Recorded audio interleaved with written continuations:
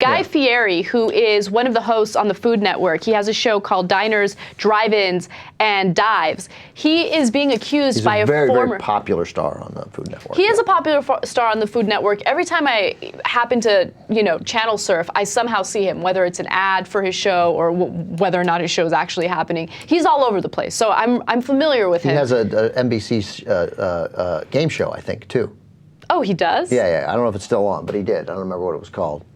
Yeah, I don't know what it is about him, but something has always kind of bothered me about him, right? And I never... Please, put up his picture again. It's not hard. It's not. Really? What do you think it is? It's think. Like, when I look at him, I see what's your problem? Okay, can I just say, I'll tell you what it is. He just, you can tell he's a nerdy guy. Like, he's not exactly the coolest guy on the planet, and he was probably nerdy in high school, but now he's like grown up and he wants to give this impression that he's cool. So he did like the ridiculous frosted tips. Like, who does frosted tips these days? That's so 1990. Nobody does that anymore, right? Yeah. And then, the it's like piercings. Maybe he doesn't know how to be cool. Yeah, he just gets on my nerves. I don't know. But that is such a superficial thing to say about him, right? But now I actually have a reason to dislike him. What is this? Which is great. So one of his former producers had an interview with City Pages. And during the interview, he says, yeah, this Guy Fieri dude, he turns out to be homophobic. Okay? So I want to read you part of City Pages and what they wrote about him.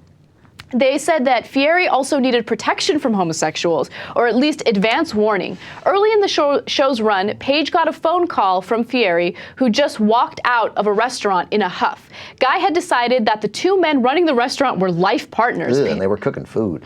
Paige remembers. He said, "You can't send me to talk to gay people without warning. Those people weird me out." Sure. Yeah. Well, I got that. Yeah. They do weird people out, the gay people.